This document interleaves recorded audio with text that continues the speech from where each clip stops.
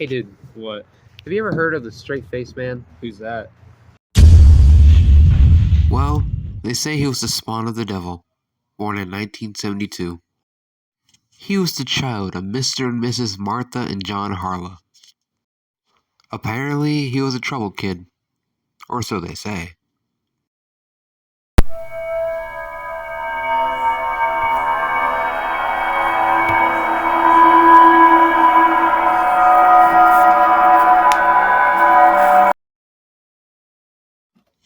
At high school, he would always be sent home for trying to poison his teachers, which he did, successfully. And then he just walked out, right out of the school, like nothing happened. But obviously, he didn't go unnoticed. A cop responding to the poison decided to walk down to the school. That's when he saw him. So, he tackled him. Yeah, this dude was just hanging out in the alley. Told him to go back home, but that little guy tried to attack me, so now he's kept to the gate while his parents come get him. His parents only came to get him because of what they heard at the school. They were so pissed off, about ready to ground him. In fact, they did. John, are you even listening to me? He poisoned his teacher, the principal. They're both pressing charges, and we don't have the money to deal with this shit. Martha, you're not listening to me. You need to stop yelling. He just misunderstood. No, I don't care. He's a menace. You better say something to him. Otherwise, I'm sending him off. What if I took him to a therapist? Would that make you happy? Would it make you happy if you had some random guy talk to him about his feelings? There's no therapist that will be able to deal with him. He'll poison them or something, just like his teachers.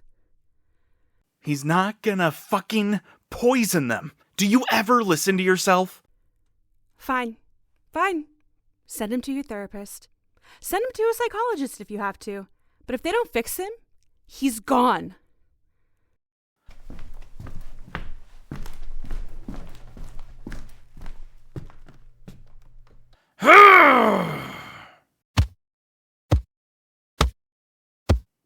Fucking bitch. When they finally booked an appointment for the therapist, he welcomed them with open arms. They were friends in high school. How do I know this? He was my grandfather. Things started all smooth until the therapist learned about him. Then things took a turn for the worse. He's absolutely insane. He's not insane, just special. Eventually, my grandpa decided that he couldn't deal with him anymore. So, his dad decided to take him to a psychologist. My grandma. You see, my grandma was kind of a stickler for the quiet. But as soon as she saw him, she had her thoughts screaming louder than her words. She already knew what to say. Little freak never talks. I suggest you two keep an eye on him. And so that's exactly what they did. They kept an eye on him. Still to no avail. He was always the same. But when they visited the next week, my grandma had a different idea in mind. I'm starting to think the little bitch is faking it for attention. My advice, don't bother. And of course the parents trusted them. I mean, why wouldn't they? It's either trust their weird kid or trust a professional psychologist. So they just sent him back to school. Don't talk to the weirdo over there. All he talks about are dolls or whatever. Dude, do you ever shut the hell up? Dude, chill the hell out. It's not that serious. Freaking weirdo! Eventually he just stayed home. He couldn't take it anymore. That's when his dad started to get worried. So they went back to the psychologist. And that's where everything went sideways. This son of a fuck. He bit me. Get your psycho son out of my damn office. John and Martha were terrified and horrified with what he's become. They couldn't bear to look at him. They were going to ground him forever, maybe even turn him into the police. He didn't want that, though, so he ran off. Couldn't bear to kill his parents. Not even. He didn't want to. According to witnesses, this is around the time that he started his killing spree.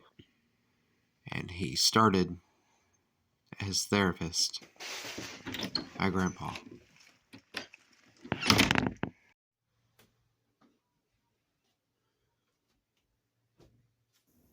Mr. Harler, I think you need to calm down. You need to talk like adults. Just stop breaking my stuff. Hey, good old buddy. Look, I'll give you whatever you want. Money? You want money? Maybe a ticket to the White House? I can make it happen. Hey, put the screwdriver down. Hey, no. No! And that's the last I ever saw him. He died that day, so I never really knew him. When the cops came up after they heard something, they found a screwdriver jabbed in his throat, coming all the way out to the back, pierced his entire neck. But then he just started killing and killing.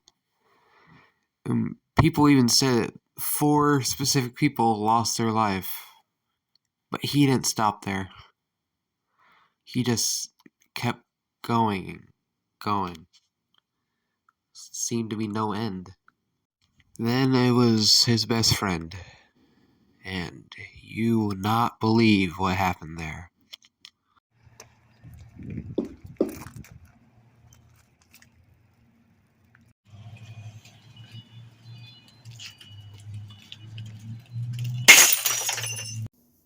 Hey, stay away.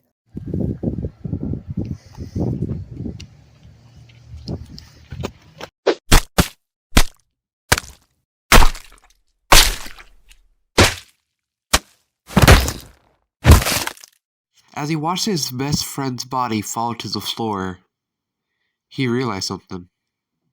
This was going to be a very, very fun life, he said. But as he was walking home, a certain cop got a bit mischievous.